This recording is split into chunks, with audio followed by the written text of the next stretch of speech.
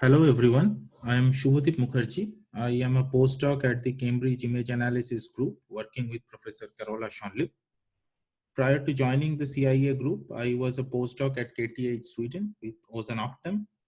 And what I'm going to talk about in this presentation is the work I did while I was at KTH with my collaborators Zach, Sebastian, and Carola at Cambridge and Soren at the University of Bremen. For the past couple of years, I have been working on unsupervised deep learning for image reconstruction in computed tomography. And in this talk, I'm going to present some interesting results we have so far. There are two major motivations behind investigating unsupervised approaches. Firstly, they are relatively less explored and poorly understood as compared to the supervised methods, at least in the context of CT. And secondly, unsupervised learning is more pragmatic, since obtaining a large amount of paired data is usually difficult in practice. Also, unsupervised methods are not really robust to changes in the acquisition geometry or noise distribution during training and evaluation, meaning that one has to retrain the model if the forward operator or the noise statistics changes. Our objective in this project was to investigate if we could match the performance of supervised methods while not using paired data for training, and if not, to quantify by what margin we fall short. So I will begin by explaining what inverse problems are, particularly in the context of computed tomography, and define the notations that I will use in my talk to set the background for explaining our results. Inverse problems deal with the estimation of a model parameter x star in a high dimensional space from an indirect measurement y, which can potentially be corrupted by noise E. The noise is additive for the purpose of our discussion. Y is often referred to as the data.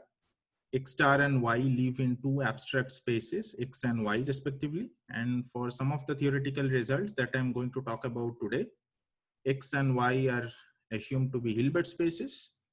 However, for the most part, at least from the perspective of implementation, it would suffice to consider the discrete formulation where X and Y are just Euclidean spaces. A is called the forward operator, and it maps the parameter space X to the data space Y. In the context of CT, X star is the object that you are imaging, and Y is its projection along different lines in different angular orientations. In practice, such projections are recorded by passing X-ray beams through the object and by measuring their attenuation using a detector.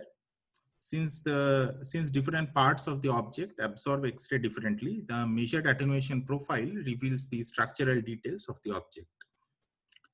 The most standard approach for reconstruction is to solve the so-called variational reconstruction problem, where you seek a minimizer of a loss function that has two components, the data fidelity term and the regularizer. The data fidelity term measures how well the reconstruction explains the projection data and is typically chosen depending on the statistical properties of the measurement noise, whereas the regularizer encodes prior information about the images that you expect. Essentially, the role of R is to penalize solutions that are unlikely or undesirable. The penalty parameter lambda trades off data fidelity with the regularizer term. And we will keep coming back to the variational reconstruction framework, since it serves as the key motivating factor for several aspects of our work, starting from training protocols to designing network architectures. Now, before moving on, let me point out that we often want to show that the variational problem is well posed, meaning that there exists a minimizer and it is stable. That is, the minimizer varies continuously in the data. Showing that the solution is unique requires stronger assumptions, which may not hold in practice in several applications. And we would also like to show that the solution converges to the true image when the noise goes to 0, provided that the penalty parameter lambda varies appropriately with noise. Further, we are also interested in solving the variational problem efficiently. So it would be nice to have an optimization algorithm that provably computes a solution. To get a qualitative understanding of the importance of regularization, let's consider the following example, where we want to reconstruct an image consisting of 512 by 512 pixels from its projection. The ground truth here is the Shep-Logan phantom shown on the leftmost column. The projection data is taken along 22 different angles with 512 lines per angle, which corresponds to a significant amount of undersampling. In the middle column, you can see the unregularized reconstruction, which contains many streaky artifacts that are characteristic of sparse view CT. The rightmost reconstruction is obtained by using the so-called total variation regularizer, which encourages the gradient image to be sparse by penalizing its L1 norm. As you can notice, the TV regularized image is virtually indistinguishable from the ground truth. In the Bayesian formulation of inverse problems, the true image and the data are modeled as realizations of X and Y valued random variables respectively. The conditional distribution of the data given the image is called the data likelihood, and it depends on the forward operator and the noise model, both of which are typically known in inverse problems. The prior on X, denoted by pi X, encodes your belief about what X should look like. The prior is not known beforehand in most cases.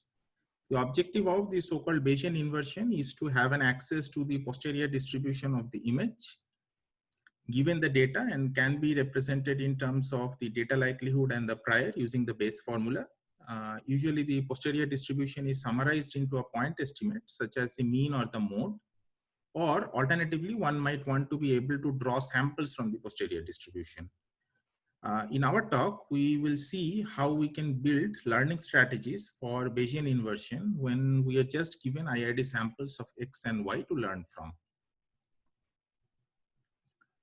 In supervised learning, the training data consists of paired samples from the joint distribution of X and Y.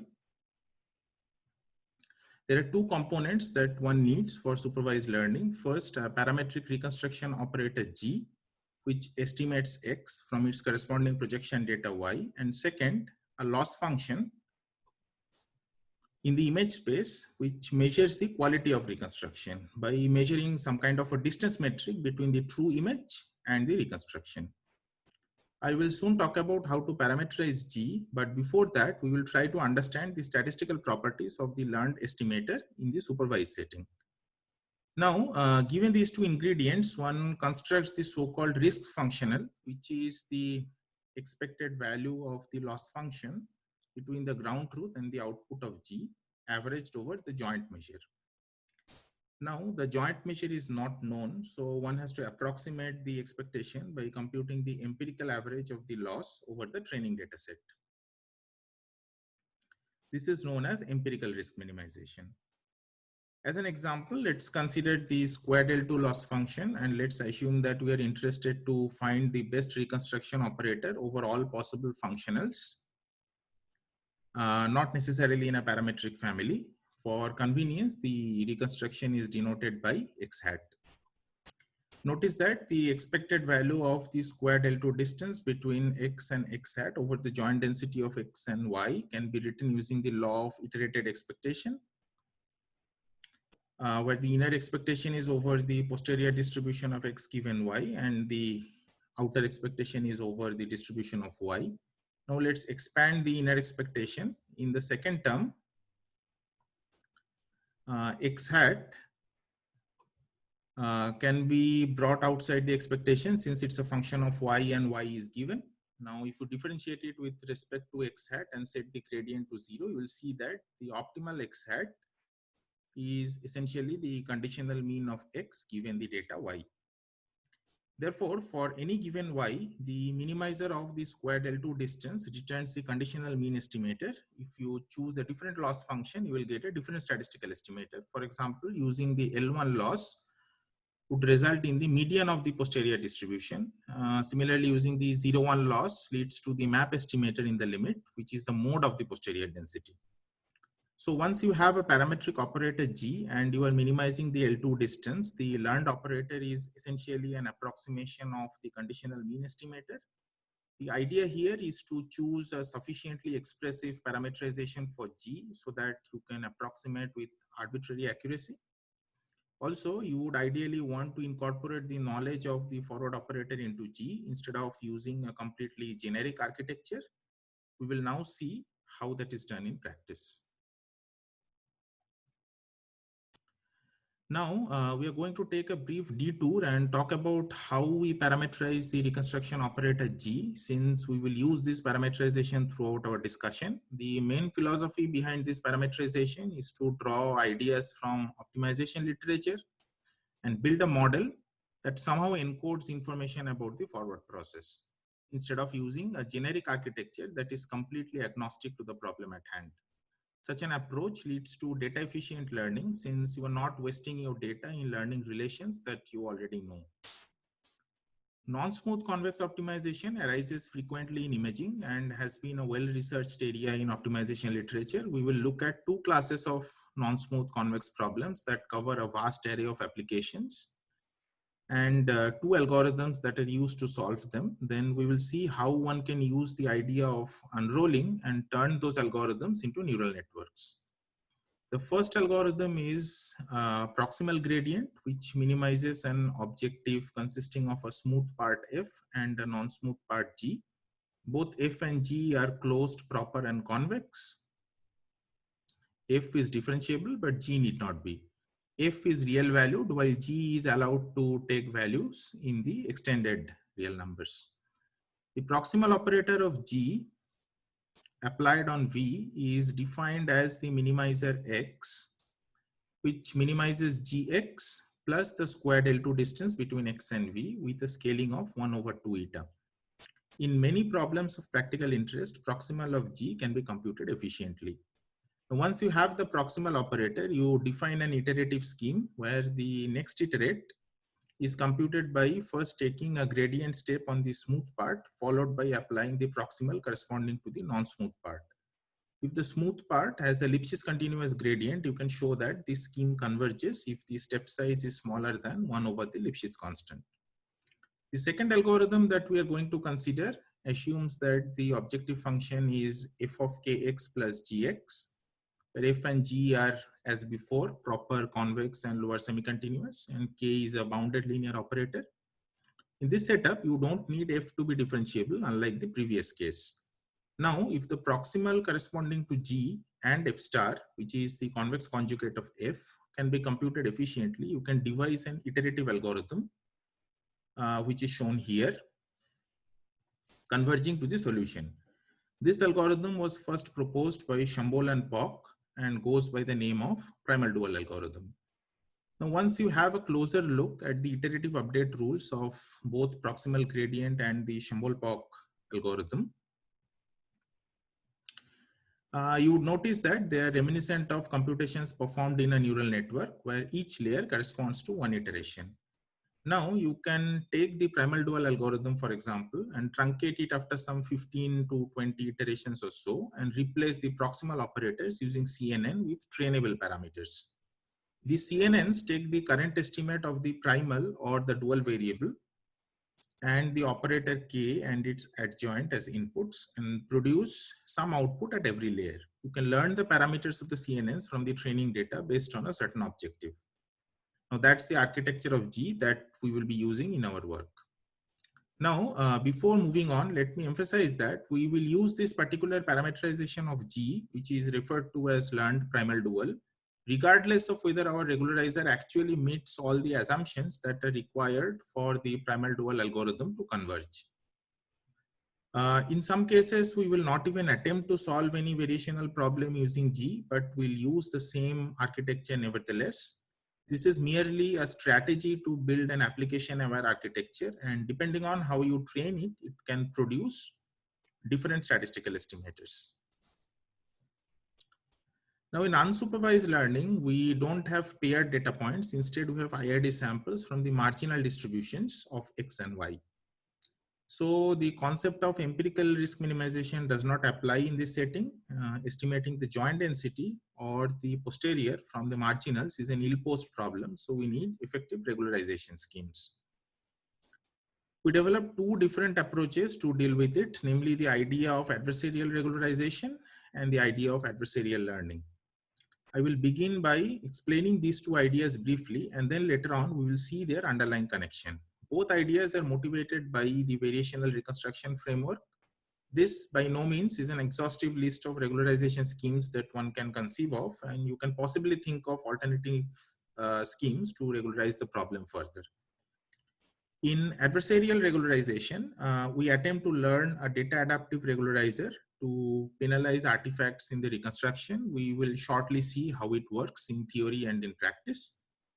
And in the second approach, we seek to find a reconstruction operator that simultaneously explains the data and produces images that resemble the ground truth. The first objective is satisfied by the data consistency term, where the output of the forward operator applied to the reconstruction is sought to be close to the data Y. And the second term is the Wasserstein-1 distance between the true image distribution and the distribution of the reconstruction produced by G. Now, this term encourages G to produce images that closely resemble the ground truth image. We refer to this approach as adversarially learned primal dual because of the specific parameterization scheme we adopt for G and the presence of the Wasserstein loss term in the training objective. The Wasserstein distance term is approximated using the Kantorovich-Rubinstein duality by introducing a one Lipschitz critique network, which learns to tell apart the images, true images from the output of G, and eventually pushing G to produce images that are indiscernible from the ground truth. And an important thing to note here is that the training loss can be approximated based on samples from the marginal distributions, and you don't really need paired samples to approximate these loss terms. Now, we found that using additional regularizers, such as a penalty term in the image space, which basically enforces the reconstruction of the clean data to be close to the ground truth, helps achieve noise robustness. Unlike supervised learning, here we cannot derive a concrete statistical characterization of the estimator, so that remains an open question. The adversarial regularization method proposed by Sebastian, Ozan, and Carolla in 2018 is aimed at learning a deep neural network as the regularization functional in the variational reconstruction framework. The parametric regularizer R theta should be such that it favors solution that are similar to the ground truth images and penalizes images with artifacts. That is, the output of R theta should be small when you show it a true image, and it should be large for images with artifacts. With this objective in mind, one seeks to minimize the average output of R corresponding to true images minus the average output of R for unregularized reconstructions, whose distribution is denoted by the push forward of pi y by the pseudo inverse of the forward operator A. This training objective alone with no further regularization on R leads to instability, which I will explain shortly. So to avoid that, R is constrained to be one Lipschitz. Now, once you have trained a regularizer network, it is simply plugged into the variational framework, and the variational loss is minimized iteratively via gradient descent. So the AR framework essentially consists of two decoupled sequential steps where you first learn a regularizer and then solve the variational problem using the learned regularizer. Note that you have to select a suitable penalty lambda before you can solve the variational problem. You cannot make lambda learnable because the training loss can always be decreased indefinitely by choosing an arbitrarily large lambda. The one Lipschitz constraint is essentially needed for stability while solving the variational problem. Notice that the regularizer is basically a classifier that is trained to tell apart the true image distribution from the distribution of unregularized reconstructions. Now, suppose you initialize the gradient descent algorithm for the variational problem at x star, at x0, which is a minimizer of the data fidelity term. Now, since x0 is an unregularized reconstruction, R theta of x0 will be large because of how R was trained. Now, the next iterate x1 is given by x0 minus some step size times the gradient of R at x0. Now, since the gradient of the data term vanishes at x0, so this is what the expression of the gradient descent looks like in the first iterate. in the first iteration. Now, if you measure the absolute difference between Rx1 and Rx0, you can argue that it is bounded by the step size eta when R is 1 Lipschitz. So if the step size is small, the response of R to the next iterate does not change much from its response to the initial point.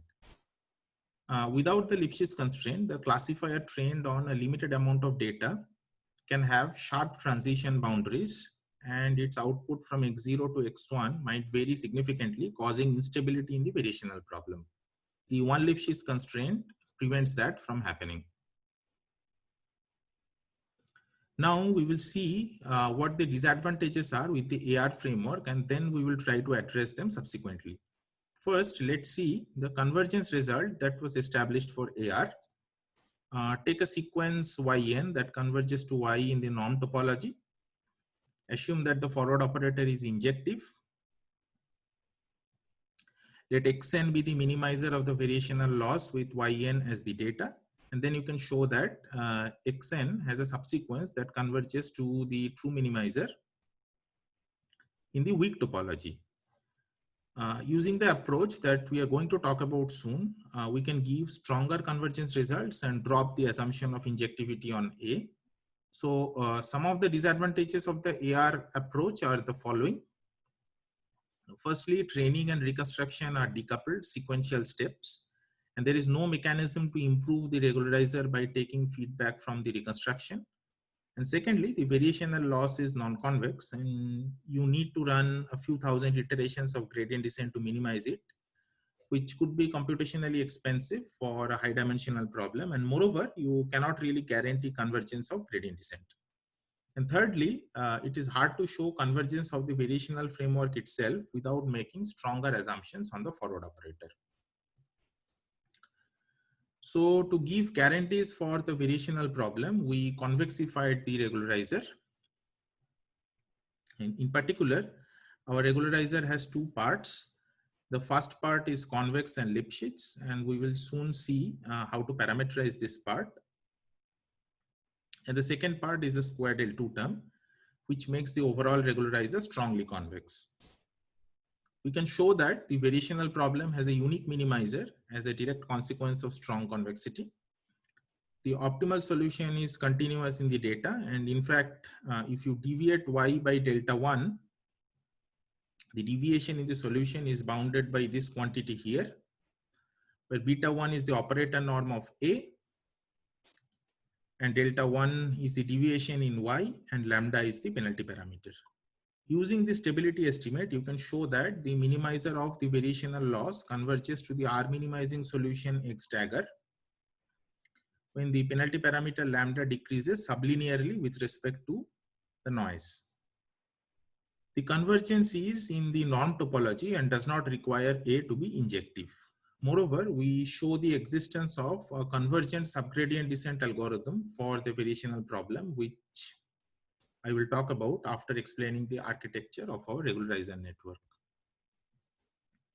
Now let's look at how we can build a neural network whose output is a convex function of its input. I'm going to describe the parameterization assuming a finite dimensional setting. While building a convex network, we make use of two properties of convex functions. Firstly, if you combine convex functions using non-negative weights,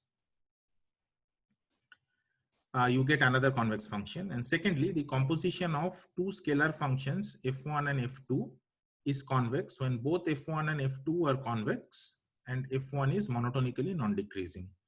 To see why that is true, let's take a convex combination of 2 points, x1 and x2. And then by the convexity of f2, we have the first inequality, then apply f1 on both sides. Since f1 is monotone, the inequality is preserved. Now finally, apply the convexity of f1 to bound the right-hand side. And this shows us that f1 composition f2 is convex. Now consider z1, which is obtained by applying a convex and monotonic pointwise activation such as ReLU or leaky ReLU on an affine function of x. Now clearly each element of z1 is convex in x. Now to construct z2, apply a non-negative weight matrix on z1 then add an affine function of x to it, and then take pointwise ReLU or leaky ReLU. Now, using the properties of the convex function I just explained, you can argue that each element of Z2 is convex in X. Now, this construction is repeated L times recursively to obtain ZL plus 1, whose entries are convex in X by induction. Here, WXs are convolutional layers, while WZs are also convolutional layers, but with non-negative weights. Now, to construct the convex regularizer, we finally apply global average pooling on the output of the last layer, ZL plus 1, and then add another L1 term to it. The filters UK are learnable, and the L1 penalty on their output amounts to seeking a learned sparsifying filter bank. This additional filter bank term is also convex, and we penalize the filter norms to control its Lipschitz constant. For the first global average pooling term, we apply gradient penalty to enforce the one Lipschitz condition. Now, let me mention here that the filter bank term is not critical from an empirical point of view. Omitting it altogether does not affect the performance significantly. However, we kept it because we wanted to give our model a chance to learn the TV or wavelet sparsity type regularizers in case they're indeed the best convex regularizers in certain scenarios. The third and the final term, which is the squared L2 term, makes the regularizer strongly convex and coercive, and this property is exploited in proving the convergence results. The associated parameters ρ0 and ρ0 prime for the filter bank term and the L2 term are learned from training data. Now that we have understood the architecture and have shown that the variational problem with the resulting regularizer is well posed, we will turn our attention to solving it. So we have here a strongly convex objective to minimize, which is denoted as J. Now J has two parts, a smooth, strongly convex and differentiable part denoted as F, consisting of the data term and the squared L2 term, and a continuous but potentially non-differentiable Lipschitz convex part, which we denote as G. Non-differentiability in G arises from the fact that we use ReLU or leaky ReLU activations in the network, which are not differentiable. We tried to replace the activations with their differentiable approximations, but that led to poor empirical performance. Now, we don't know how to compute the proximal operator for the non-smooth part since it's a neural network. So we just use simple subgradient descent with some step size parameter eta k. Now, subgradient of J at any given point can be expressed as the gradient of the differentiable part plus some UK, which belongs to the set of subdifferentials corresponding to the non-smooth part. Now, I would like to emphasize here that the standard 1 over square root k convergence result for subgradient descent assumes J to be Lipschitz, which does not hold in our case, and we did an independent convergence analysis. Let Ek be the squared L2 distance of the kth iterate xk from the unique minimizer x hat. We have shown that Ek is monotonically decreasing, and in particular, Ek plus 1 is related to Ek via the inequality shown here. Now, on the right-hand side of the bound, L gradient F is the Lipschitz constant of the gradient of the smooth part, and Lg is the Lipschitz constant of the non-smooth part. Now, this inequality holds subject to a specific choice of the step size eta k, namely the one written here. Now, unfortunately, the expression for the optimal eta k depends on x hat, which is not known a priori. So this step size cannot be used in practice, and the analysis merely shows the existence of a step size that leads to monotonically decreasing error in the image space. Nevertheless, we found that a carefully chosen constant step size works reasonably well in practice. So now we are just one step away from showing that Ek converges to 0 and Xk converges to the optimal solution x hat. Limit of Ek exists since the sequence Ek is monotonically decreasing and has a lower bound 0. Let's call the limit E. Now you can take limits on both sides of the inequality, and then it is easy to see that E must be 0. Otherwise, you have a contradiction that E is strictly less than E itself. So that completes the convergence analysis of the subgradient descent algorithm. In particular, we show that there exists a step size for which the subgradient descent algorithm recovers the true minimizer in the limit. Now that we have addressed the issue of convergence guarantees in the AR framework, we are going to turn our attention to fixing the issue of numerical complexity for minimizing the variational loss and introducing coupling between learning and reconstruction. Even in the ACR framework, you need to run a gradient-based iterative algorithm for reconstruction, which in some cases might take a couple of thousand iterations, which is computationally expensive in practice. So we would somehow like to avoid that and make the reconstruction faster. So to do that, we propose to learn another network G phi in parallel with the regularizer R theta. The role of R theta remains the same, while G is now trained to minimize the variational loss. Since we expect the output of G to be an optimizer of the variational problem, we use the same parameterization for G that I talked about in the beginning, namely the unrolled primal dual network. The parameters of G and R are updated in an alternating manner for a fixed regularizer network parameterized by theta k. Phi is updated to minimize the corresponding variational loss, which we denote by jk1 of phi. And on the other hand, for a fixed set of parameters phi k in G, the regularizer is updated to tell apart true images from the output of G subject to the one Lipschitz constraint. The key idea here is the following: as G gets better, R is faced with an increasingly challenging classification task, resulting in a sharpening of its boundary, leading to a better regularizer. And subsequently, when G is updated to minimize the new variational loss with a better regularizer, it produces improved reconstructions. As the training progresses, both R and G keep improving with feedback from each other. Now in practice, the expectations are approximated using average over mini batches. And we don't really fully optimize R and G in every iteration. Instead, we just take one or a few ADAM updates on the corresponding loss function as JK1 and JK2.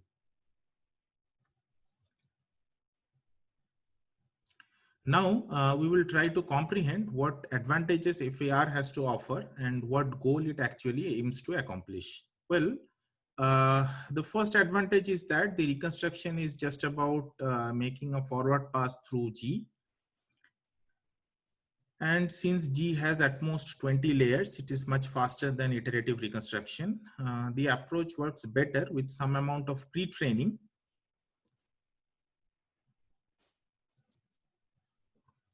The approach works, with some amount of pre-training, meaning that you first learn a baseline AR using the conventional approach, and then pre-train G to minimize the variational loss using the baseline regularizer. This kind of makes sure that the back and forth updating does not diverge and produces images that are comparable with the vanilla AR approach to begin with. Now, if you consider the loss functional JK2 for R and evaluate it at its minimizer theta k plus 1, you essentially get the negative Wasserstein 1 distance between the reconstruction at the kth iteration and the ground truth as a consequence of the Kantorovich-Rubinstein duality. Now, with some simple algebra, you can show that the loss function for the next G update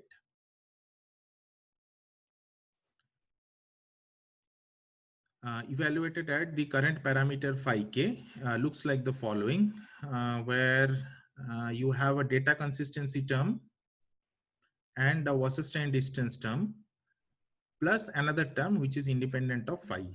We will revisit this expression soon to show its connection with the adversarial primal dual framework, which is the second unsupervised approach that I introduced in the beginning.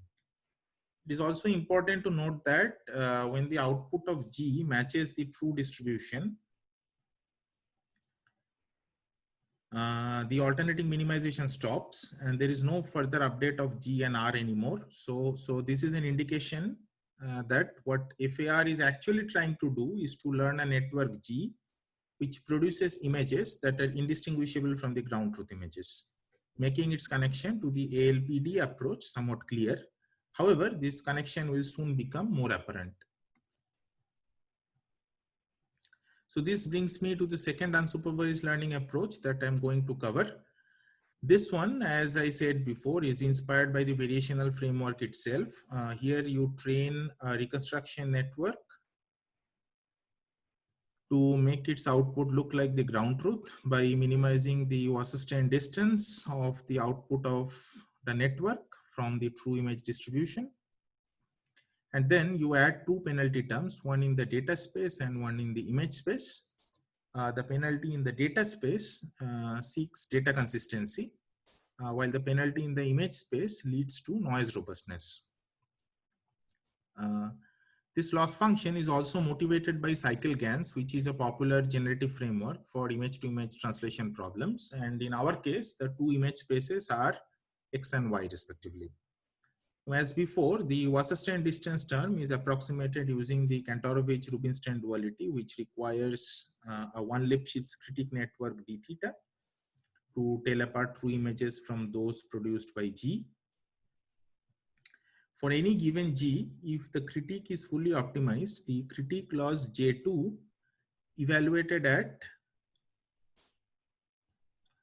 the critique loss J2 evaluated at the optimal theta is equal to the Wasserstein distance between pi x and the push forward of pi y by the network G. But then D is not actually fully optimized in each iteration. Instead, both G and D are updated in an alternating manner. So that's all is there to ALPD. You are basically training a Wasserstein GAN with your generator having the unrolled primal dual architecture plus a couple of regularization terms for stability.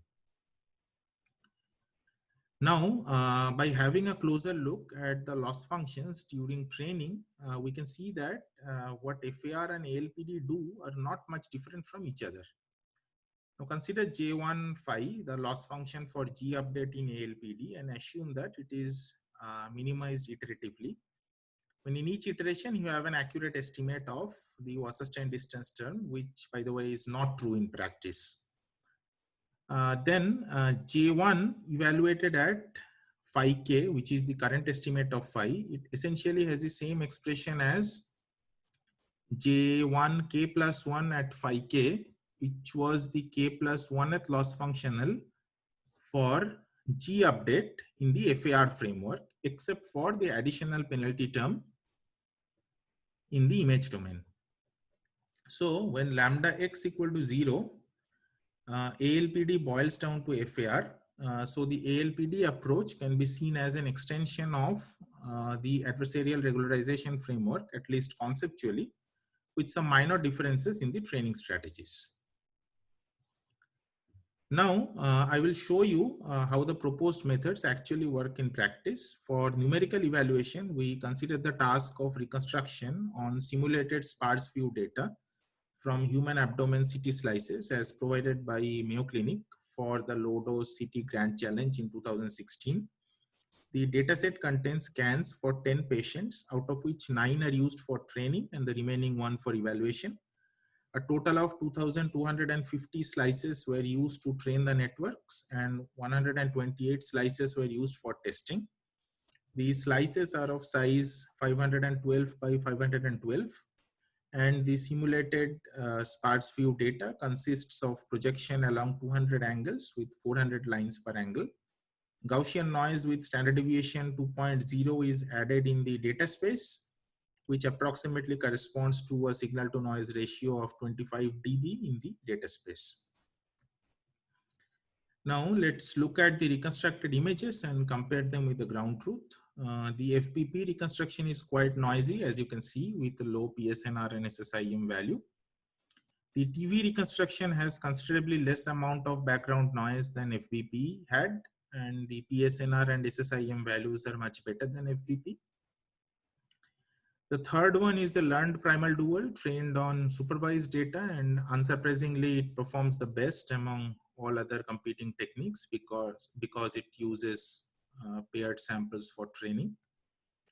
Now, moving on to AR, the PSNR and SSIM are not quite bad as compared to supervised LPD, but you can see some oversmoothing going on in certain regions. For example, here, where this part just appears as one smooth homogeneous region.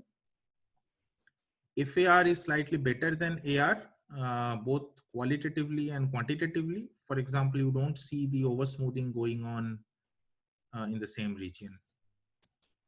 SCR performs worse than AR in terms of PSNR and SSIM, so the convergence guarantees come at a cost. And it also kind of indicates that imposing convexity on the regularizer could probably be somewhat restrictive. For example, if your true image distribution is multimodal, and it most certainly is, you cannot really capture it using a convex model. However, it performs better than TV, which is by far the most standard handcrafted convex regularizer. Then ALPD for this particular example turned out to be comparable with AR and somewhat worse than FAR, but only by a small margin. So let's look at the average performance over the test scans and the reconstruction time for different approaches. First of all, you can see that the data-driven approaches outperform the model-based approaches. Among the data-driven approaches, supervised LPD turns out to be the best. And among the unsupervised methods, AR and FAR are almost on par with each other, about 0.8 to 1 dB less than supervised LPD, but FAR is about 350 times faster than AR during reconstruction. ALPD is somewhat worse than AR and FAR quantitatively, but the reconstruction is a couple of orders of magnitude faster than AR. So if we are willing to forego convergence guarantees, FAR emerges as the best choice, both in terms of reconstruction time and quality. Imposing convexity leads to a drop in the performance, as you can see in the PSNR and SSIM values, but the ACR framework comes with theoretical guarantees, unlike other unsupervised approaches that I talked about, including the filter bank term gives some minor improvement in PSNR, but this improvement is really within the margin of error. The reconstruction time of ACR was also higher than AR, perhaps owing to more time required for backpropagation because of architectural differences. Here is a comparison of ACR with its non-convex variant AR for limited angle CT performed by my collaborator Zach. CT reconstruction from limited angle projection data is considered to be a particularly challenging ill-posed inverse problem because you have no measurement available in a particular angular region. As you can see here, ACR leads to better reconstruction than AR despite having a restrictive model. We believe that it is due to the fact that AR tends to overfit while trained on a limited amount of data with a highly ill-conditioned forward operator. But ACR can successfully avoid overfitting due to the restriction of convexity. Also note that you can parameterize ACR more parsimoniously than AR while gaining in terms of performance. So in summary, I talked about novel unsupervised learning strategies for solving inverse problems in a data-driven manner. Our first approach was to convexify the regularizer in the variational setting and learn it from the data. This allows one to integrate deep learning into the classical regularization theory. The second approach that I talked about learns two networks, a regularizer and an unrolled primal dual reconstruction network in an adversarial setting. The trained primal dual network can reconstruct much faster than an iterative gradient-based algorithm, leading to a couple of orders of magnitude reduction in reconstruction time. The key idea behind the unsupervised approaches is to seek a reconstruction which is close to the ground truth in terms of distribution as measured by the Wasserstein-1 distance. We showed competitive reconstruction performance for CT, and in some instances, for example, in limited angle CT, the new approach turns out to be better than the competing unsupervised methods. So that brings me to the end of my talk. Thank you for your attention. I would like to thank the organizers for giving me an opportunity to talk about my work. If you have any comments or questions, I would be happy to take them. Thank you.